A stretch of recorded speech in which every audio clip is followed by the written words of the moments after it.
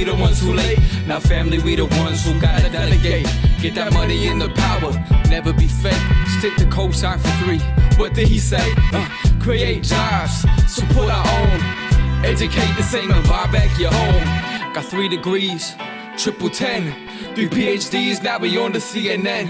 DBTV, let's talk about negligence. Ignorance is bliss, but we can turn it to intelligence. Believe none of what you hear, half of what you see. Let's break it down here on Dr. Boyce TV. Here we are. Hey, what's happening, black people? Hope you guys are having a good day. I'm Dr. Boyce Watkins from Your Black World and the Black Business School, and I am about to go to bed in a few minutes, but I thought I would take a second to jump out and say hello. I don't have anything in particular that I want to talk about. Every now and then I like to do what I call Dr. Boyce Exposed, where I answer any question that you may ask about any topic, and as long as you're okay with me giving you an honest answer, that's all I ask. Is just you got to be okay with honesty. I figured it's fun to do this because, you know, everybody wants to try to expose you and reveal all these things. So I said, you know what, I'm going to expose myself. So that way you guys can hear it straight from me and you can ask me any questions that you'd like to ask. What do you think about people not social distancing? Well, I don't think that's wise. I think you have to respect the rules, and I think we got to quit acting like black people can't catch corona, because we know that's not true. But also remember that the statistics say, I look at the data, I'm a mathematician, and the numbers basically say that it's very, very hard. It's very rare for people to catch coronavirus. It's just not that common. You know, it's like 1 out of every 800 people. And then once you get it, it's very rare that you die from it. You know, even if you get it, you know, I think the odds of a regular person dying from it is about 1 in 25,000, maybe 22,000, something like that. But it's pretty bad.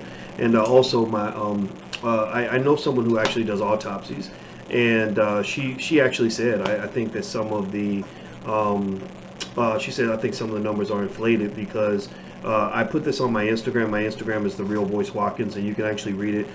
It's CDC data that basically says if the doctor suspects that you have the virus, then they can go ahead and use their discretion and say this is the cause of death. And I think that's a pretty broad amount of latitude to give somebody. And I think that it's going to be abused because there's money attached to this. When the government throws $2 trillion at something, you know, there's money to be made, frauds being had. So, you know, my thought is that here's what I predict is going to happen. I know that I'm answering this question in a little bit long-winded fashion. So if your question gets missed, you can feel free to copy and paste it. But I believe that what's going to happen in the next week or two, this is just my prediction, I believe that we're going to miraculously find out, we're going to be surprised that the numbers are not as bad as we thought. And we're going to pat ourselves in the back and say, social distancing was working and we're so smart, blah, blah, blah, blah. When there are a lot of people who are like, yeah, you really didn't have a global catastrophe coming anyway. You just wanted people to think that one was coming. Because what happens is that, you know, when people think something bad's going to happen, the stock market dips. So millionaires can go in there and just buy a bunch of stock really cheap. And also politicians have fear on their side. Remember, I mentioned to you guys that fear is the #1 motivator for people when it comes to voting or letting politicians pass legislation. So I think that there were people who took advantage of the fear, and they also took advantage of the discounts in the stock market. That's what I just believe. So anyway, that's my 2 cents. All right, so hit the thumbs up button. Do me a favor, please hit the thumbs up button. Jerome, when white people get scared, everything has to shut down. Yeah. I guess they know what they're doing. I don't quite get it, but you know, but I don't say too much because people think you don't care about the people that die. No, it's that I care all the time. I care all the time. People are always dying. Black people are always dying. You know, all y'all motherfuckers who are mad that I'm not so as sensitive as you about, you know, the corona thing, y'all wasn't saying shit when I was talking about all those black people getting shot up in Chicago. Y'all didn't have nothing to say about that. Black people dying every damn day on all the streets across America, and you ain't got nothing to say. But then when, you know, when corona hits, and suddenly everybody's all emotional and empathetic with people's death. Well, where was your empathy last year when all those people were dying out in the streets of Chicago, in every hood across America, man? Come on, get out of here with that nonsense. That's stupid to me. Anyway, have you canceled your wedding day? No, we have not canceled it. We postponed it, though. We're not going to be able to do it this summer. Not even Obama says anything. No, he never said anything about the black people being killed. They'll talk about Corona all day, but they ain't got nothing to say about the thousands and thousands. Far more black people have died from all kinds of preventable diseases than from this virus. I'm just gonna tell you the truth. You know, I mean, we are very good at dying from diabetes, heart disease, stroke, heart attacks, things like that. So that's what it is. So anyway, I'm sorry I didn't. Yeah, I know I did say all y'all motherfuckers. I'm sorry. I hate to break it to you, but I'm a black man. I just happen to be a black man who's an expert in finance. My PhD is very real, but I am also very black, and I do not apologize for that. That's who I am. I'm sorry.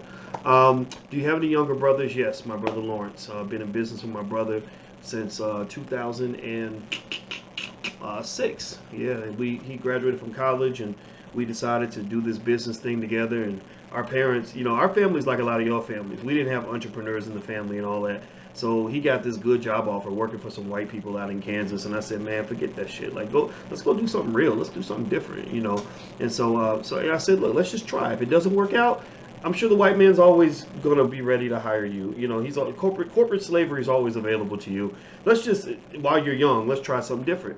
So he came up to Syracuse and he lived with me, and we just had fun, man. We had fun working the business. Wasn't making no money. I mean, got the truck repossessed because we ran out of money. I was like, I can't afford to pay for the truck anymore. And he was like, oh, okay. And we just stayed in the house. We quarantined. Like, the cool thing about quarantine, I've been quarantining for 20 years. The cool thing about quarantine is that quarantine is actually pretty good if you're broke. Like when you have no money, like, and that's what we got to the point where we had only enough money to do two things: pay the rent and pay for food.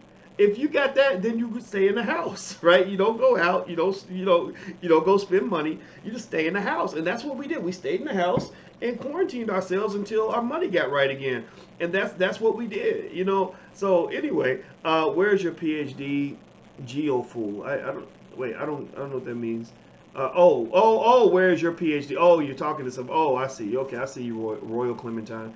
So it was just so much fun, and I think that people who don't expand their horizons and try new things, you're kind of missing out. You know, even if you fail, if you process failure in the right way, you will you're gonna gain so much. You really gain a lot more from failing than you do from success. I just really believe that.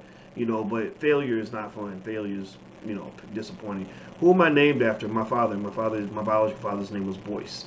What would you invest in right now? Let me think here. I'm gonna do some stuff on that. I invested pretty heavily in stuff like Home Depot, and it turned out to work out pretty well. Home Depot's done really well during the quarantine because everybody's sitting at home, so they're doing all these, you know, home fixer-upper projects. Zoom, that was a great investment. And then some of the, I believe some of the airlines, the stronger airlines, are going to come back. I think that the bailout's going to help them. I do think that there's going to be a reduction in travel, though, because now people love Zoom and they love staying at home. Thank you, sister. I love you too. I see. She says, I love you, Dr. Boyce. Well, I love you too very much. Let's see here. 2,900 people died in 9/11. 20,000 have died. Corona, no rage. Huh. Well, 80,000 people died from the flu last year too. So sometimes it's about what the media hypes up. Did you see my licensing question? No, I did not. I'm sorry. Gio, why you hating on Dr. Boyce? Oh, I got plenty of haters. If you ever have success, a measure of success is how many haters do you have, because there are unhappy people where your success will just simply make them hate you because they just hate the fact that you're succeeding because they're not, right? Most of the time your hater is not somebody doing better than you. That person has turned inward and they're focusing their energy on, they're inward and upward. So they're focused on trying to outdo themselves and they're focused on their goals and stuff like that. A lot of times a hater is somebody who, sees what you're doing and it makes them feel inadequate. So, when you grow taller, it makes them feel shorter. So rather than actually doing the work to try to catch up or compete or whatever it is they're trying to do, it's easier just to hate on somebody, knock somebody down, and then when you see them fall down, it makes you feel better because you're like, now we're at the same height, and I think that as black people, I think we have to really process that in terms of like why, if you are a hater, and some people are just haterologists, some people just play a haterologist, that's just what they do, it's a science for them, and I think that's fine. But I think that the question I would ask is, why do you end up hating black people more than you hate on white people? Like, if you're gonna hate on something, there's plenty of white businesses that are in black neighborhoods stealing billions of dollars.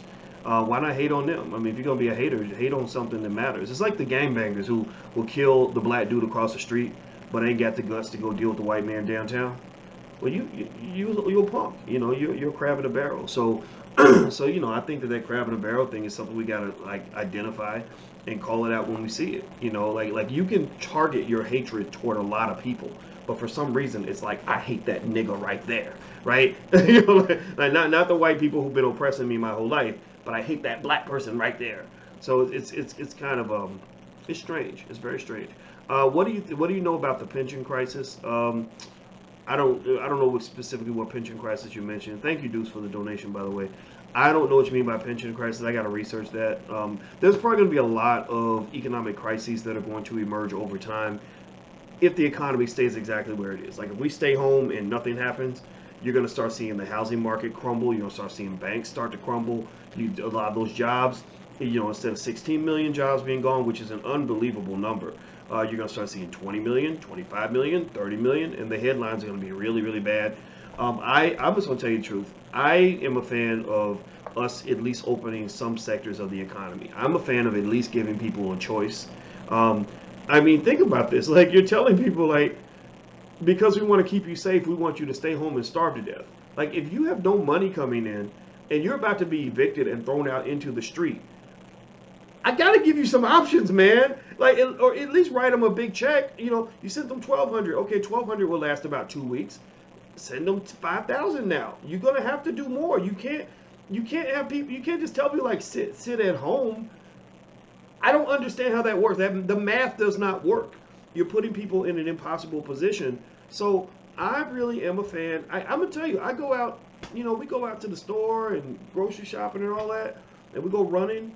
I have not 1 ounce of fear of a virus. I have greater fears of like, I'm a black man, like, I don't know, being shot by a cop or being killed by another black person or, catching cancer one day or something. Like, those are the things that might scare me more. Corona doesn't scare me. It just doesn't. When I looked at the data, the odds of catching it are just so low. It's like, yeah, I'm probably not going to catch it, but if I did, 80% of the people are fine, so I'll probably be in the 80%. If I'm just super unlucky, then fuck it, it's life. You can get in a car and be unlucky and be in a car crash that day. And there are lots of things that can take us out anytime, any day. I just, that's my point of view. I'm not telling anybody, I'm not belittling on any level anything that you've seen up close, or if you lost a loved one, my heart goes out to you. I'm just telling you my truth. I don't believe that you should stop living because things get hard. I'm not a fan of that. That's just kind of how I think. All right, so anyway, thank you, F. Hassan. Harold Davis, anyone from Chicago that listens to Truth Radio AM 1570. He has passed away after complications. He gave a voice to the voiceless in the black community. May he rest in peace. Absolutely. I don't know this brother's name, but God bless him, and thank you for sharing his name. And Harold Davis, I'm going to look this brother up. Thank you for telling me. More people recover than die, yet that is ignored. Yeah, like I think that if they were going to be fair, I would like for CNN, instead of just giving you a raw number and making you feel like it can happen to anybody, I would like numbers that give you more detail. I'm not asking people to inflate or to deflate or to change anything that's not real. I would just like details. Like, okay, like for example, if you say 10,000 people died, give us the percentages in terms of age demographics. Okay, out of the 10,000, 7,000 of them were 80 years old, right, and lived in nursing homes, and 2/3 of them had three pre-existing conditions, whatever, right? Or if there's 10,000 people that died, your odds of it happening to you are here. They're minuscule, lower than the odds of being struck by lightning. Like, I think putting it into context and informing people is a way to empower people. I don't think scaring people empowers people. I just don't believe that. I would just like more information, mainly on age and pre-existing conditions, so people can just kind of see, what I've seen. I sound crazy because I'm reading the data. I read the CDC reports. I read how their diet, how they are recording cause of death. I read, the data on who's actually being affected the most. So anyway, let me keep going. Dr. Boyce, did you know the SBA loan for disaster recovery has a late child support payment question and criminal convictions question. I didn't know about the criminal convictions question. I'm gonna look that up. I did know about the child support thing. Yeah, if you owe child support, and I guess if the feds are aware of that, you ain't getting no check. Your corona check is taken. It's gonna go to the child support court. But I did not know about criminal backgrounds, so I'm gonna look that up. I'm gonna write that down actually.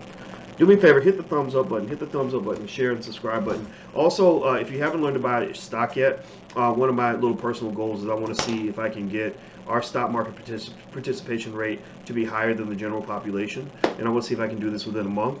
So if you want to learn to buy your first share of stock, you can learn totally for free. Just go to firstshareofstock.com. That's firstshareofstock.com, and there are a bunch of apps you can use. And so if you're not an investor yet, just do that, and I promise you it'll help your family long term, because 90% of all millionaires are stock market investors. So the first step toward becoming wealthy is to do what rich people do.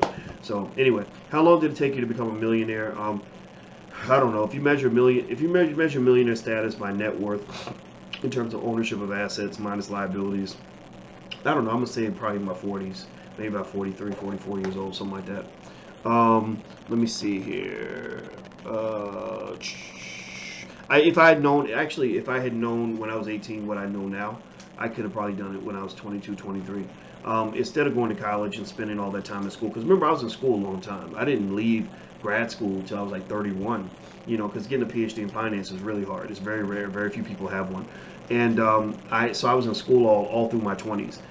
If I could do it over again, I wouldn't have done that. I would have spent 2-3 years just really studying entrepreneurship really hard, and that would have been a better way to make money, because that's all I wanted to do. I went to school because I wanted to make money. I didn't want to be broke. That's it. I didn't want to try to be a father to a little girl and not have any money to take care of my child. So, so those are my fears. Like, you talk about fears, like, I don't fear corona, but I fear, being broke, right? like to not be able to take care of my kids. Like, that was a bigger fear. So I thought, like a lot of us think, I thought education was the only way for a black person to get ahead financially.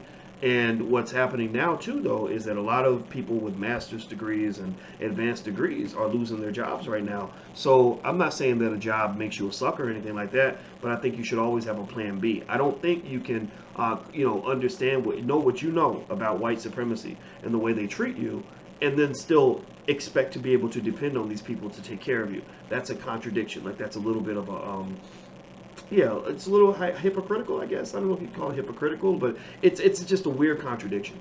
How much are Home Depot shares right now? I have no idea. Vanessa Jones, I have tried to get you to answer my question because you got me interested in purchasing stocks, but you haven't answered me. Well, what is your question? If I didn't answer your question, don't ask me about the question. You just ask the question, and I'll answer it right then. Question is, how can I get in touch with you on my investments?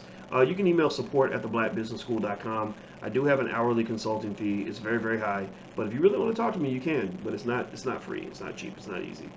Because I'd rather talk to the group as opposed to like one-on-one stuff. Please tell me you don't intentionally try to mistreat your staff.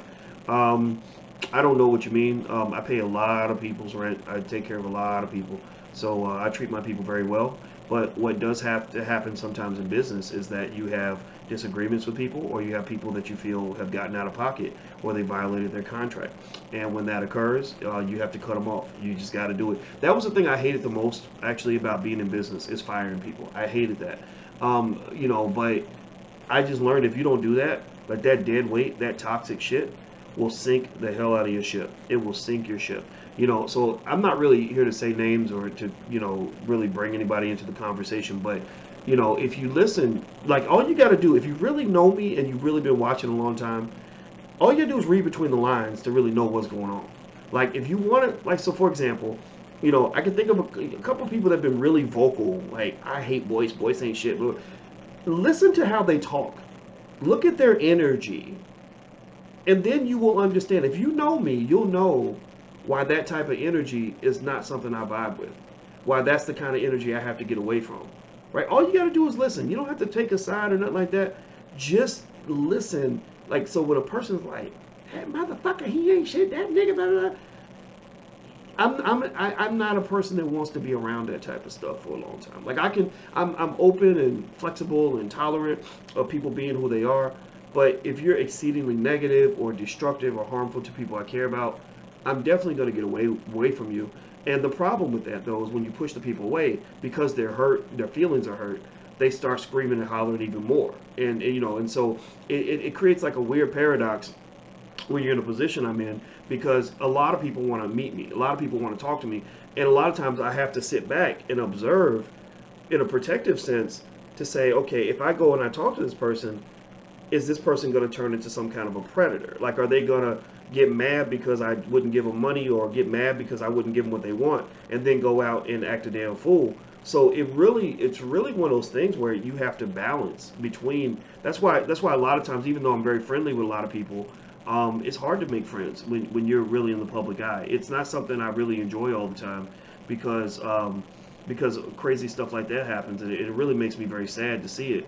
But I'm not backing down from it. You know, like, one of the things I'll say is, if you want to know how I'm built, you know, just I wear a lion around my neck, because I have the heart of a lion. I am absolutely not afraid of anything you're gonna throw at me, white, black, or otherwise. I'm prepared to fight all enemies, both foreign and domestic. So if somebody, you know, thinks somehow they can bully me or intimidate me into anything, that's just not going to work, because I've never let the white man do it. I'm not going to let black people do it. You know, so so at the end of the day, that's kind of what happens, and that's really what you have to have. Like, you have to, thicken your skin and just be prepared. You know, shit's gonna go awry no matter what you do enough business, you meet enough people, you're going to have a lot of conflict, and you got to be ready to fight those battles or walk away from those battles, however you choose to proceed. Either way, you got to build, but you got to be productive. Don't let anybody destroy your spirit. All right, so let's see. Are you going to debate Roland Martin about the woman who accused you of bad business? Well, I told Roland if he wants to call me, he can.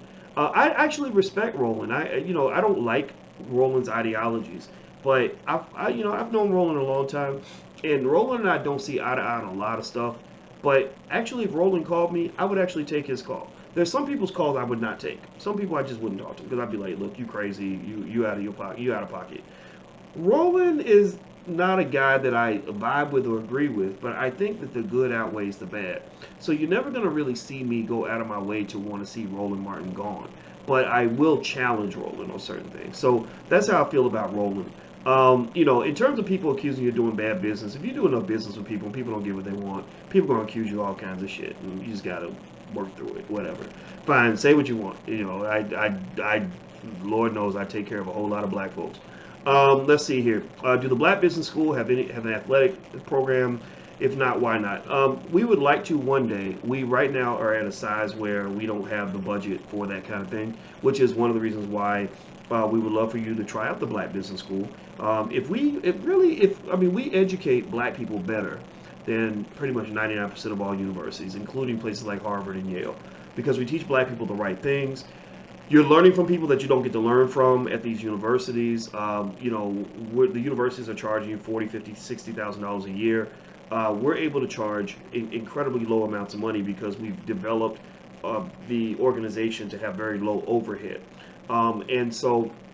If we could get people to just give it a try, and we do, we have almost 100,000 students, so it's not like no one's tried us out.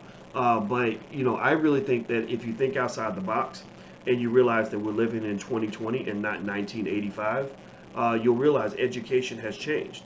If anybody knows it, I know that because I am an educator. I taught on college campuses for many years, so I saw a lot of inefficiencies. I saw a lot of areas where I was like, man, like they're really zapping black wealth because they're putting you in insane amounts of debt and your return on investment is not that high. So the Black Business School, we're a natural evolution in terms of just solving a critical problem that a lot of people have. So that's what it's all about. So feel free to give it a try. It's theblackbusinessschool.com, theblackbusinessschool.com. Is it okay for black men to date a Hispanic or Asian woman? It's okay for other people. I mean, Hispanic is pretty. I mean, a lot of Hispanic people have African blood, So, and if you go down to South America or Central America, you'll find a lot of black, dark-skinned, Hispanic people who are very mistreated by the whites. The racism actually is worse in places like Brazil, from what people kind of tell me in the little research I've done, worse in places like Brazil than it is in the United States. So I don't see a dark-skinned Hispanic as being different from me. Now, a white Hispanic or some Cuban, who looks like, Britney Spears or something, that doesn't appeal to me. I don't see that as, an ally, so to speak, or what you're going to call it. So, and also I don't believe I have the right to judge who people marry. I can only tell you who I would marry. I wanted to marry an African American woman. That was very important to me. Now, could I have married an African woman? Absolutely. Or maybe Hispanic? I don't know. I could have thought about it. I actually was engaged to a dark-skinned Hispanic woman from Panama about 15 years ago. And wonderful lady, very, very smart, very, very sweet. And I thought the world of her. We chose not to get married. But, I also think you should be careful about how you talk about your exes, because how you talk about your exes is a reflection on yourself. So, do you ever think we'll recover from COVID-19? Yeah, we will. It's gonna happen relatively soon. Even if they have to lie about it, they're gonna eventually start lying or whatever they got to do. Don't ever think that you're completely safe though. Like the government will lie to you to get you to go back to work. Can you cover dividend income and investing? Yeah, dividends you have to buy a lot of stock for the dividend income to be enough to really make a difference in your bank account. But in times like this, a lot of people like companies that pay dividends because it's like a guaranteed yield or guaranteed return on investment. Dividend stocks, they tend to go up during times like this. How do you feel about CBD stocks? I like CBD stocks. I think weed and all that will eventually be legalized. Let's see, DP Photography, thank you for your donation. He says, clarify, those questions are on the SBA DRL app. Okay. Okay. Oh, okay. Thanks for telling me that. I'm going to look that up. Are the students of the Black Business School eligible to use financial aid given by the government? No. We do not take government funding. We do not take corporate sponsorship because that would impede on our ability to pursue our mission. Because when you get very, very black, you're automatically defined as being kind of radical. What about SPY options? Spider options? You mean like the ETF spiders? I think it's fine. I talk a little bit about options in the Black Stock Market Program, so feel free to go take a look. It's theblackstockmarketprogram.com. You can actually try it out for the first 30 days for $1, so feel free to do that. I want to marry a black woman in LA, but it's hard. There are black women out there in LA, and I think that they get horribly treated by a lot of the men. But LA people, LA is a wonderful place, but also sometimes, I know when I was there, some of the superficialism and the materialism wasn't my thing. I don't know. But I think that there are good women in LA. I think that maybe you might be looking in the wrong places or something like that. Let's see here. Yes, don't speak negative of the ex. You are attracted to them for a reason. Brilliantly bankable says, I agree with you. Let's see here. We are not treated as we should. I agree. I would just like to apologize, on behalf of black men who've been disrespecting black women. I think it's ridiculous. Okay, Vanessa, you keep saying I'm skipping your question, but I don't see your question. So I can't answer. I wish I could answer your question, but if the questions, there's like tons of questions scrolling. So if you say you skip my question, you should put the question there, right? And then I would see the question, but I don't know what your question is, so I'm sorry, Vanessa. Let me see here. What investment site would you recommend for a beginner trader? I think Acorn Stash Robin is good. Cash App is good too. Let's see. Are you still cool with Umar Johnson? No, Umar not. I'm not uncool with him, but he can't stand me. Oof. He did an interview with Vicky Dillard, and all of a sudden, they were having this great conversation because Vicky had reached out and said, "Do you care if I bring Umar on Fly Nubian Queen?" I said, "No, you can talk to whoever you want. I support it because I just support Vicky. I love Vicky." And so she interviewed him, and I was listening to the interview, and at the end, he just goes off and starts talking about me. Boyce Watkins, this, Boyce Watkins that. I was like, damn, he's really mad at me. And so I don't know what to do with that, man. I don't know, man. I'm not gonna say what I'm thinking, but some of that stuff, I'm just like, you know what? It's not even me hating or anything. It's just like, good luck. I don't want no parts of that. Like that's if that's your thing. Like if you see what I saw, in terms of what Umar's ups and downs, and that vibes with you, then God bless you. God bless you and God bless him. No, nothing else to say about that. What do you think about investing in Trojan stock right now? You mean like condoms? I think it's a matter of diversifying. I think that's really the goal. Spread your money out. Don't put all your eggs in one basket. Let's see here. Are you a member of the Nation of Islam? No, I am not. But I love the Nation of Islam, and I have complete, total loyalty for the nation. I can't think of anything that could happen that would make that loyalty disappear. My loyalty, it doesn't matter. Even if I've seen people make disparaging remarks about the nation and conspiracies and all that. I don't care. It's like, no, I just decided I roll with the nation. That's it. That's it. Let's see here. What skills are valuable for employment, entrepreneurship, and the future economy? I think technology. Technology is leading the way. Anybody who's good with technology is going to win. I think knowing business as well on top of technology, that's how you position yourself to become a millionaire. Elon Musk, the reason he was going to get that $55 billion payment from Tesla, he was going to get $55 billion in one check. Like, imagine a check for $55 billion with a B. He was going to get a check that big. It was right before the crash. When the crash happened, he didn't get his payment because the stock price dropped. His payment was contingent on the stock price. But just the fact that he was in that position for that to happen, that really speaks to strategic thinking in terms of building his wealth and building his, getting the most out of his skill set. He wasn't trying to go just get a job. He was trying to go start a business, and I respect that. I'm a 29-year-old black man. For some reason, I feel my wife is going to be another race. I subconsciously have chosen not to marry a white woman. Am I self-hating? Well, if you're a 29-year-old black man, I mean, I don't know. I'm just rooting for black women. And I think no matter how weird or awkward you might be, or how you might not feel like you fit in with black people, because I know the feeling. Anybody ever go through that? Is anybody else in that crowd where sometimes people like felt like you were not black enough because you didn't know how to speak with the right broken English, or you didn't know, all the R. Kelly songs or certain hip hop songs, or you didn't know certain dances, like the music would come on and you didn't know how to do the booty dances. Like I know that feeling. I grew up with black people saying that I wasn't black enough, and I'm like, what the fuck does that mean? So somebody filled your head up with a bunch of stupid ass stereotypes, and you think that makes you black. No, there's no one way to be black. There's no one way to be black. And I've seen black people do that. I've seen black people get so rejected and so hurt by other black people that they go hang out with white folks for the rest of their life because they're like, these are the only people who accept me. Like, because I'm a good student, I make straight A's, and all my black friends make fun of me because I study. Well, no, there are black people who study. You just got to go to the right place. I went through that when I was in college. I remember it was really hard for me to meet a black female on campus who was as serious about her academics as I was. And now I went to the University of Kentucky. That's not exactly Harvard. And the black students, I was the #1 black student on campus, GPA wise. I had the highest grade point average in the entire campus. And I had a triple major. I mean, I blew it away in college.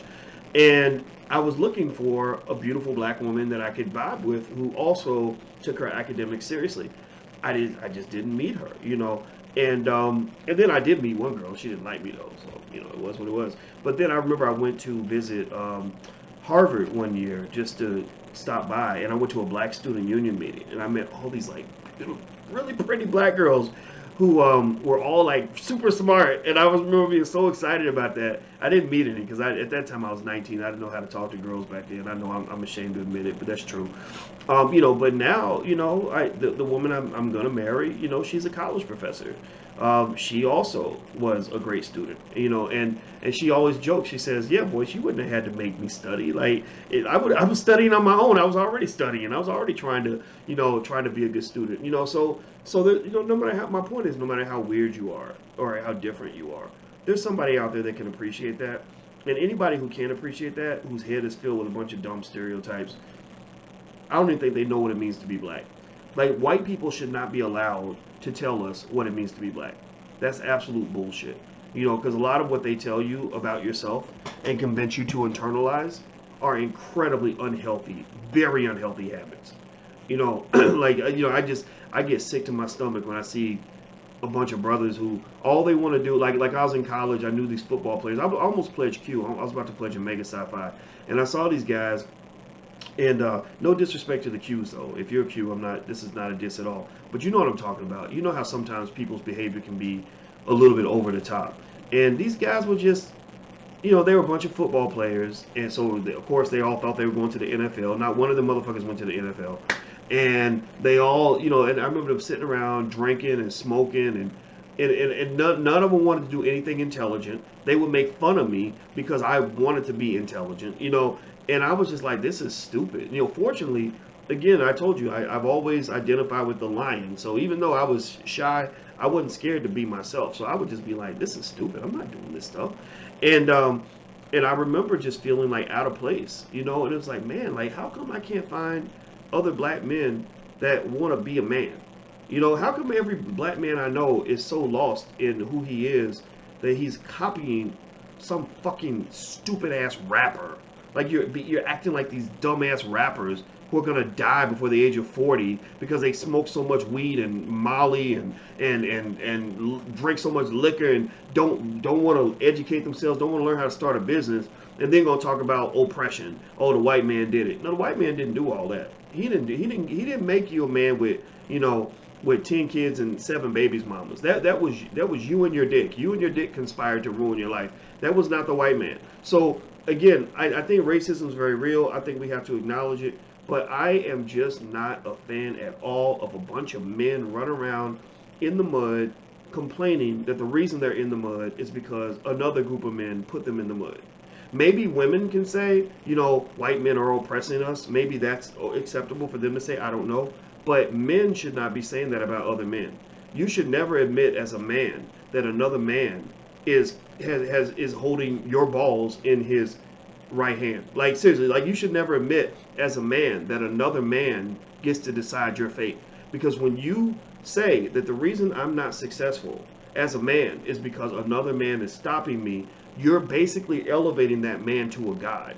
You're admitting that he is superior to you. Like you're literally saying, like, well, you know, it's like think about it like a basketball game. Like if LeBron was to say, yeah, I would have as many titles as Jordan, but every time I tried to win a title, Steph Curry and the Golden State Warriors kept taking it from me. It's their fault. I don't have a title. They're oppressing me, right? LeBron would never say that. LeBron doesn't. That's not how a competitor thinks. A competitor does not give the opponent an automatic superior position in the contest, right? So I think that for black men, I think that there's so much that has been internalizing us. It starts when we're children, when they start telling you when you're 7 that you know that you're only good at sports and that you're supposed to be whatever you identify yourself as, the thug, the class clown, or you don't think that reading is that important, or you don't want to be educated. Like when you start internalizing all, or you're sitting there and you turn on the TV and you see some ignorant, retarded rapper who's like speaking and you're trying to become like him, like you're like literally. I feel sorry for any young black man who looks at the Migos and says, I want to be like that. Those motherfuckers ain't shit. Like, take away their money. Take away their money. The only thing that makes you think that they're successful is because they have a bunch of fucking money in the bank that white people gave them. They paid them to be clowns. They paid them to embarrass their families. They paid them to be ignorant. So, basically, you're imitating a goddamn clown. That's what you're doing. And I think that as black men, I think we have to get together and understand that. And I think the reason I love the Nation of Islam is because I think they get that. They're more respectful about it. Like I can't help it. I start talking, the language starts coming out, because it makes me so angry. But they're able to, I think, be a little more forgiving, and I just respect that. You know, but at the end of the day, I just think as black men, we should just be damn fucking embarrassed if we ever somehow try to convince a woman. Think about this. If I'm a woman, I'm serious, like if I'm a black woman and I got to hear a black man tell me that the reason my kids are gonna starve is because the white man isn't giving my man enough money to take care of his children, like, then why wouldn't I want to just go fuck the white man? Like, I would go be with him. Like, that's what. Why skip out the middleman? Because apparently the man of your house is not the man of your house. He's somebody's bitch. So he's telling you, well, baby, I can't. I was gonna pay the child support, but I couldn't because I had a job and Mr. Charlie took my job. And man, that's not a good way to get a woman's respect. It's just not. I think women, if women are bothered by that, I think you should be. I think that from what I've read about biology and all that, women are not wired to respect that kind of weakness. They're not wired. They can't look up to a man who's on his knees. They just can't. They're going to pet you on the head. They might bring you in as like one of the children. Like they might take care of you like a child. Maybe that's what you want. Maybe, because you grew up seeing your mama, do everything, and you got a new mama now. Now you're just gonna be one of the kids, and she's gonna treat you like a kid. But if you're trying to be the man, there's certain excuses a man cannot have. Now he can, you have to contextualize the challenges of being a black man, right? It's not easy. It's very difficult. We know that, right? But but I will just tell you, I truly believe, I just really believe that for most men, if you just go out and just every day you just say, you know what, whether I win or lose, I'm gonna do my best. If I win or lose, I'm gonna go hard. Or if I don't get what I came for, at least I'm gonna try. I'm never gonna lose the battle because I was spending all my time sitting at home, giving up on the couch, smoking weed. I believe that a lot of black women will respect you just because you're trying, like you're up and you're going at it. You ain't making excuses. You're going hard. Sometimes you win, sometimes you lose. I think she respects a fighter. I think that if you give up, then I think that she's going to give up on you. And I think she's going to naturally, when it's time to have sex, her vagina is going to just dry up and she won't know why. And it'll be because basically from survival of the fittest, Darwinian type shit, like she's not supposed to be mating with you because you're the weaker species. Seriously, that's what it is. So anyway, I know I went on the tangent. I appreciate y'all letting me do that because this is the type of stuff I think about. I think about this a lot. Hit the thumbs up button. Please hit the thumbs up button, share, and subscribe button. Mr. Brown, thank you for your donation. He says, why won't they bring Dr. Claude Anderson on these Black Talk panels? Because they don't really want to hear from people like that. Unfortunately, many of these individuals are wired into the Democratic Party. Dr. Claude Anderson is not a good puppet for the Democratic Party because he is a guy that actually puts black people first all the time.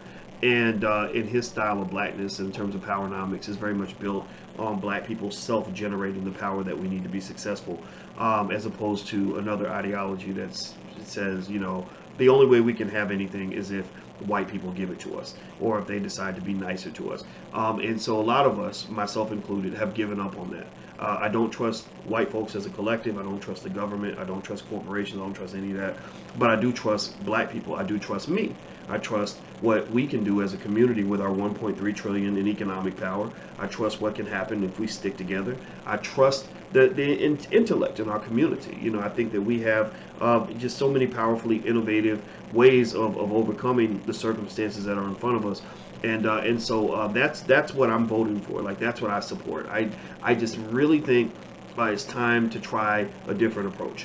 To me, when I saw Diddy's panel, and Diddy had a panel where it was the coronavirus thing, and it's like, oh my God, state of emergency, y'all, state of emergency. And he had these people on. He had a bunch of politicians. He had some rappers. He had, a couple of. I don't recall seeing like any medical professionals, but maybe there were a couple and I just missed it. But I remember just thinking, okay, I get this. This is a formula. This is a common formula. It's, first of all, we're going to scare the shit out of black people. State of emergency, y'all, state of emergency. Black people are very reactive and we're very emotional, and we scare easily. So you're scaring black people by getting them to emotionally react to something that just happened, right? Because what had happened was the disparities, the racial disparities became the talk of the town, right? Let's forget about the fact that, again, you have about a 1 in 25,000 chance of actually dying from the virus, but, that's what we're all going to focus on because we're operating on that lower frequency. We're operating the frequency of fear.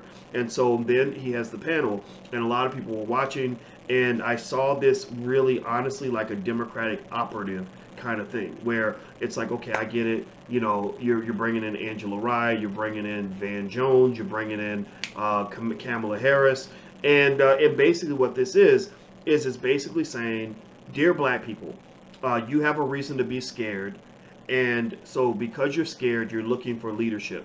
Well, your leaders are not going to be your thinkers and your activists that are really advocating for the community. Your leaders are going to be rappers and politicians who partner with those rappers to get you to believe that by voting for the Democrats in the next election, right, that's going to help you solve this problem, or help you, not even help you solve the problem, really help you feel better, because the record does not show that they really have the ability to really solve any significant problems in the black community. And then the focal point is never sort of like, okay, these are the reasons why these problems will be solved. The focal point is, we got to get rid of Trump, y'all. We got to get rid of Trump. We got to get Trump out of here, y'all. I just, and again, and people like myself don't fit in that category because I'm not afraid of Trump. I don't give a shit. If Trump could be in office another 4 years and then his son could do another 8, it doesn't affect what happens in my life as a black person. It doesn't affect where my community ends up. It just doesn't, And now if you see black people as weak, then I guess that would make sense. Like, if you think that black people's only choice or only options are to, put a certain party in office and just take whatever crumbs they decide to sprinkle on us, then I guess that could work. Like, for example, if you feel that every black person is either poor or meant to be poor, and the basic goal is to minimize the amount of poverty that you have, right? Meaning that we're going to assume every black person is below the poverty line, and we're going to support this party because they're going to create social programs so that those of you who are poor are going to do a little bit better. You're going to have health care, maybe a little extra education or whatever. I'm not saying that that's a bad thing. I'm not saying that's a bad thing,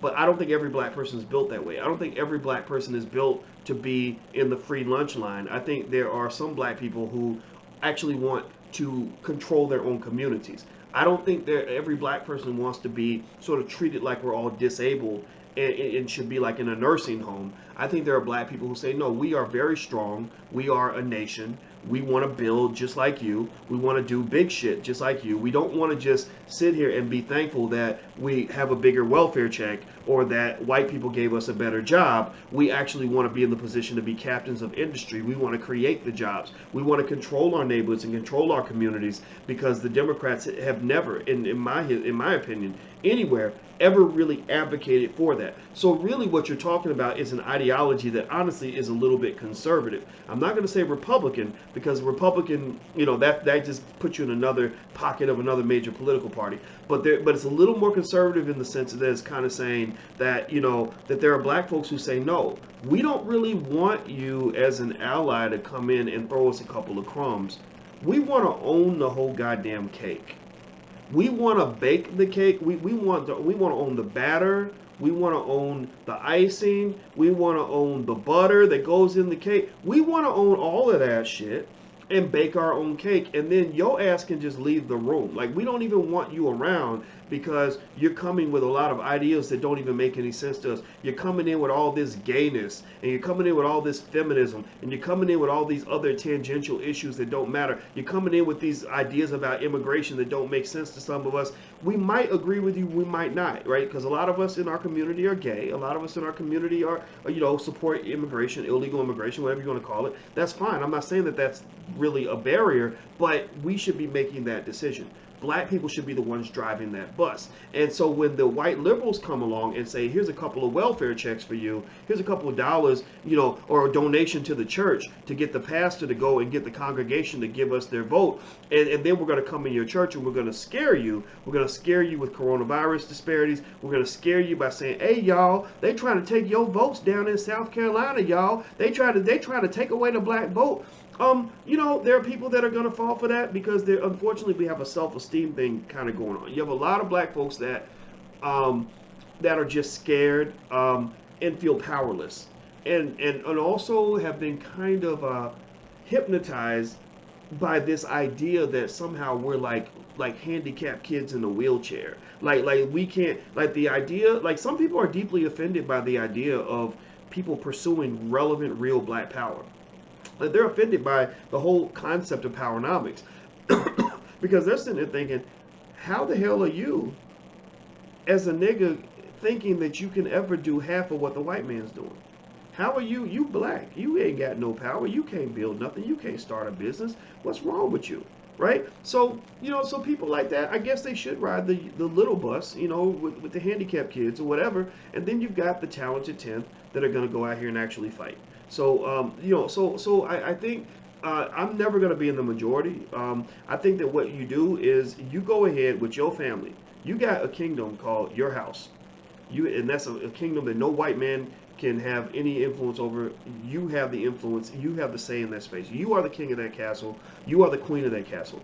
You decide what the policies are going to be. You decide what the agendas are going to be. And I'm going to give you some quick pointers just so we can walk away feeling positive about this discussion. I didn't mean to go off into tangents that might seem negative, but I had to tell you what was on my mind. And thank you, Ryan Brown, for your donation. I appreciate you very much, brother. Here's what I think is a really basic agenda that I think can really work well inside your household that can really create success. The formula for black success is very basic. I'm talking about black success, black power, where you're not a statistic, you're not running around buck-eyed afraid of what white supremacy is going to do to you. The formula is pretty simple. Let's start with black boys. Let's talk about black boys, and a lot of it transfers first to the girls. But I'm gonna talk about the boys because I think we have a crisis of manhood in our community, and I feel it's important to address that in order for the family to become what it needs to be. So I'm really doing you ladies a favor by talking to the men about what I think manhood should look like, and I hope you can incorporate this into your vision.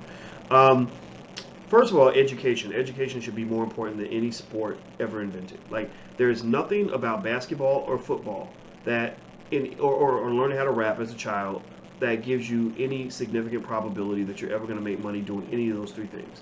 It just, the odds are so low, it's ridiculous. You know, I don't know if you have. I think you might have actually slightly lower odds of catching or dying from coronavirus than you have of making to the NBA or NFL. I gotta look, or maybe one is like 1 in 10,000 and one is 1 in 25,000. But either way, you know, this whole overinvestment in sports has to be put on the back burner. It doesn't mean it shouldn't be done. Doesn't mean you shouldn't play the sport. But football, you got to be careful because that's giving black men brain damage. So you have a lot of these guys that are getting arrested for these horrible, crazy crimes, like Kellen Winslow Jr., who literally was out raping like 70-year-old women.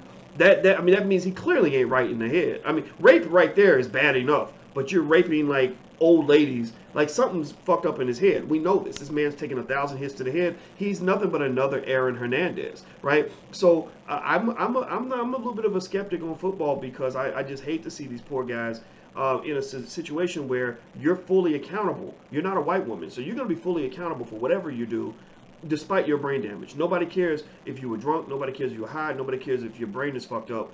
They're going to arrest you as if you were thinking clearly when you decided to go and put your penis inside an oak tree or jump off a bridge and because you thought you could fly, right? So the sports thing has to be put in its place.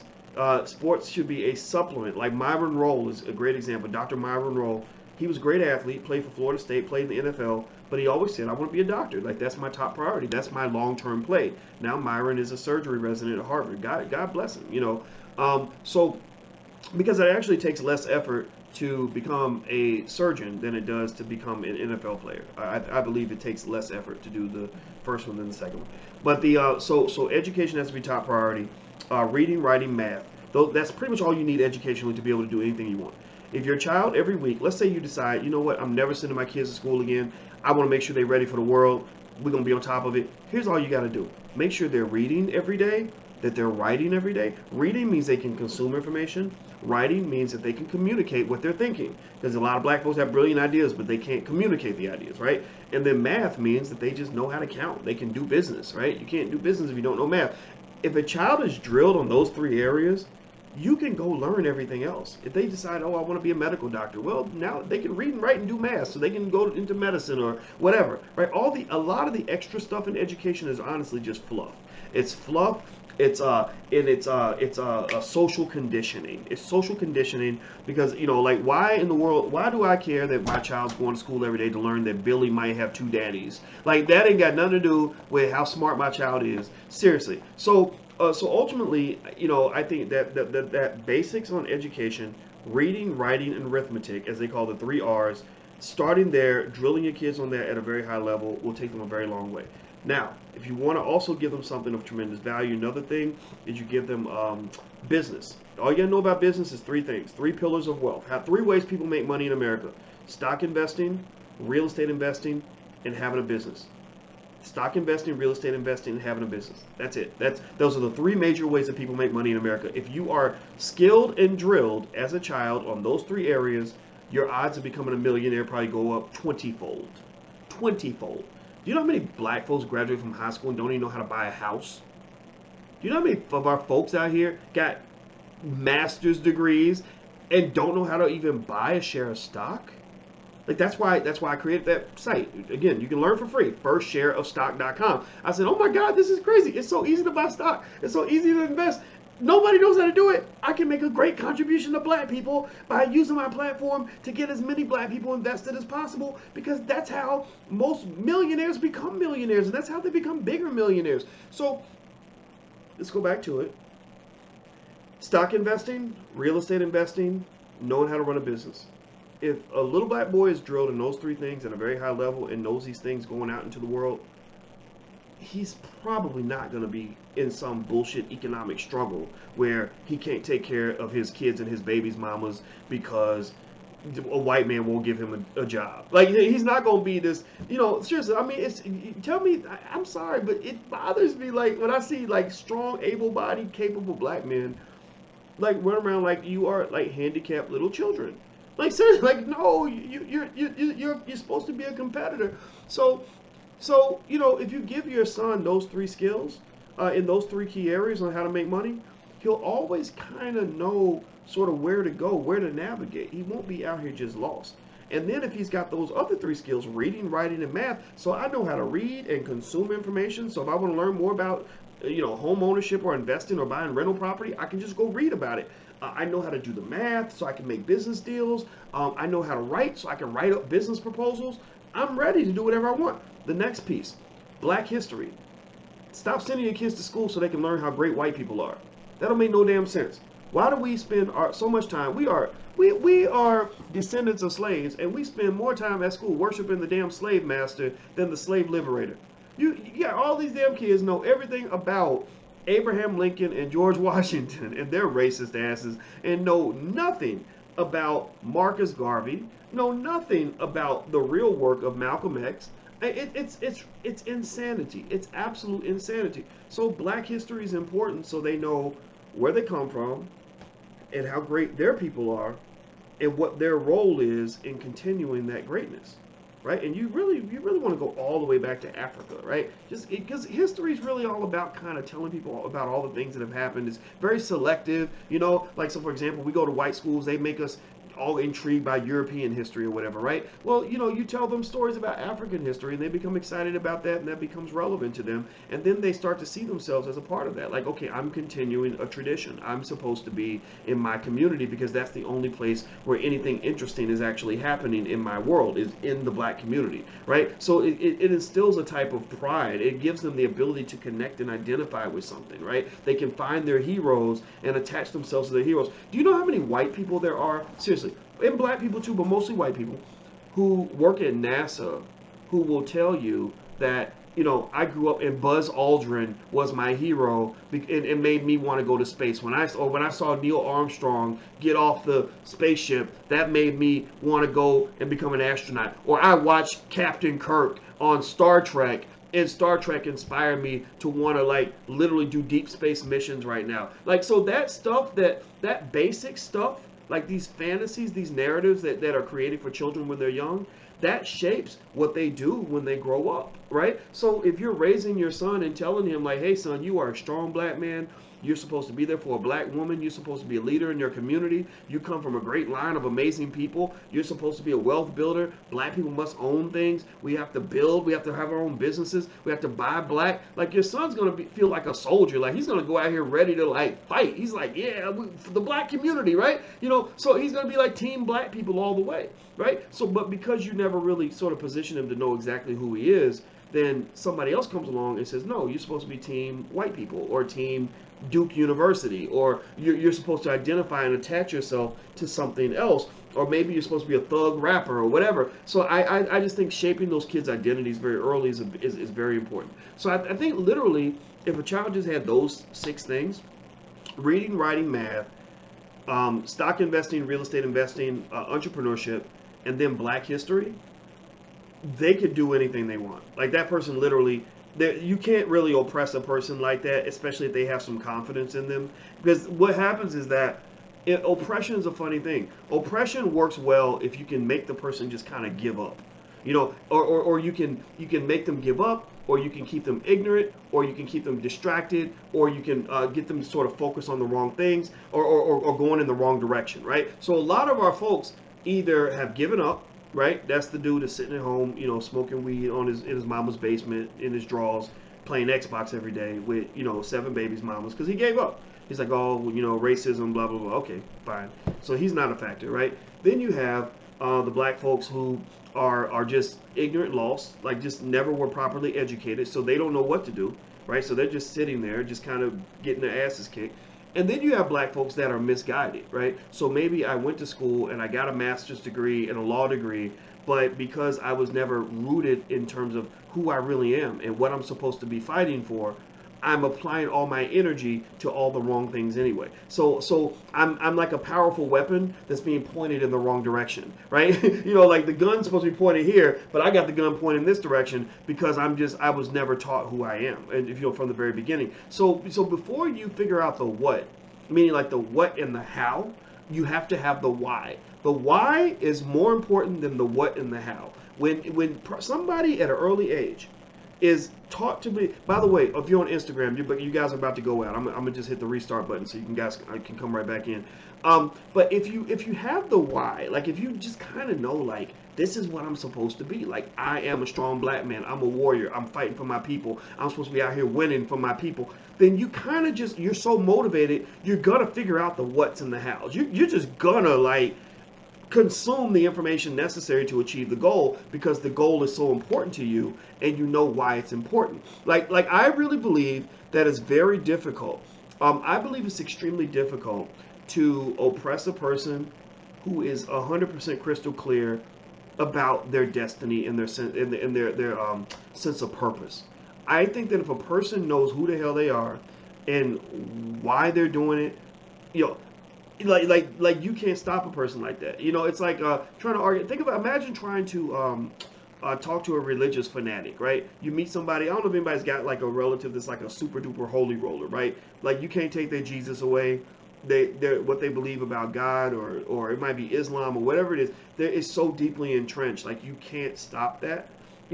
Like people like that, you can't really deter them very easily because they're so determined. They're so filled with purpose. Or like one time I was in Germany. I remember there were these Mormon guys who came up to me, and I was in Germany, right? I was doing I was with the Center for European Economic Research that summer, and I was walking to work, and I was late for work, and these two Mormons come up to me, and I'm not gonna lie, I'm kind of like, damn, like, why are they talking to me, right? So, or maybe they weren't Mormons, maybe they're Jehovah's Witnesses, one of the two, and so the guys come up to me, and they start speaking to me in German.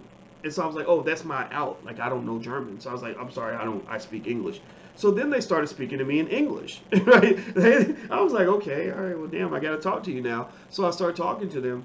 And then they were like, well, can we meet with you, blah, blah, blah. And I was like, nah, well, actually, I'm going back home to the States. So sorry, can't do it. And they were like, well, what is your address in the States? And so I was like, okay, well, here's my address. So I gave my address thinking it was over. Do you know, they asked me, when was I getting back home? The minute I got back, the very next day, there were some other Mormons on my doorstep. They were that determined. And what really made me respect that, they still didn't, I mean, I'm not converting. I'm not going to be a Mormon or Jehovah's Witness, whatever it was. I wouldn't do either one. But I really just thought that like, you can learn something from that, right? Just that level of maniacal, fanatical, obsessive commitment to whatever it is you want to do, to the point where you really are damn near insane about it, right? And I think that when you talk about black people achieving whatever goals we have, right, whatever it is you have, whatever goal you have in your life, whatever we have as a collective, like if you want to know what philosophy kind of powers me, it is just this sort of idea that if I'm absolutely crazy enough about trying to get this and trying to make this happen, if I'm just that committed, if I have brainwashed myself to a point where you can't talk me out of shit, I'm going to be really damn hard to stop. Like if you had, 10 million just ultra super determined black people, you can't really oppress that. It's very difficult to stop that level of energy. I think that we have that in some areas, maybe if it's like determination to get like a new iPhone. I've seen people show that determination, or determination to get to a Cardi B concert, right? I've seen that determination, but I think in terms of the areas that really matter, that are going to really build the community up, I think that those of you who are in that, philosophy group, those of you who believe in the power of black people, those of you who want something better for your family, who want something better for your life. Like, I just encourage you, don't underestimate the power of your own insanity and your own insane commitment to whatever it is you want. I think that my greatest strength in all of this, in terms of what I've been doing, is that literally I am absolutely crazy about my dreams. I am madly in love with my goals in life. I am just obsessed with this mission that we have as a community to become the greatest community on earth when it comes to economic power. Like, I'm completely obsessed with it. And with every passing day, as I accumulate more power, I see, another 20,000 people follow me on social media, or I'll see another 30,000 people joined our email list. I'm just in my mind, again, because I'm not stupid, I'm a professor, right? I'm calculating this and I'm saying, this is interesting because before I was a determined guy who had a little power. Now I'm a determined guy who has a lot of power. So we can really make some shit happen. It's like with Shaquille O'Neal. When Shaquille O'Neal decided he wasn't going to let you win a basketball game, you were not going to win the basketball game because he was 7'2", 280 pounds, and he could do whatever he wanted. He would impose his will on you because he was that big and powerful. So for yourself, tap into that. Tap into that. Don't think that success is just it's just like a logical exercise or a how-to kind of thing. Like, there's a lot of things you know how to do, but if you're not motivated to do them, then it's not going to matter. So tap into your emotion, tap into your spirit. The spiritual journey is the one that I think is most relevant for black people. And then once you sort of fulfill the spiritual part, then what will happen is that the day-to-day and the skill set you need to be successful is going to come very naturally with that. So that's my 2 cents. I thanks for letting me get that out. I appreciate it. And I'm going to be back tomorrow. So I'll see you guys tomorrow. And I hope that this helps some of you who are looking for guidance or information on any level. I encourage you to understand what it means to find your purpose. Find your purpose and don't apologize for it. Don't apologize for it. Would you suggest investing in cruise lines? Nah, I wouldn't. I don't, because there's no telling what's going to happen with cruise lines. Oof. That's a scary industry. So thank you guys for listening. Again, if you want to learn to buy your first share of stock, you can go to firstshareofstock.com. That's firstshareofstock.com. And everybody, just at least buy $1 worth, so that when I say how many of you are stock investors, you can say yes. Because I want to be able to brag to the world that we've achieved something that very few people on the planet have achieved. I want our stock market participation rate to be high, because stock market participation rates is a great indicator in how wealthy a community is. So that's why I'm pushing this issue on you. So it's firstshareofstock.com. Hit the thumbs up button, hit the share button, hit the subscribe button. Thank you for listening. I love you guys. I'll see you soon. Take care. Peace.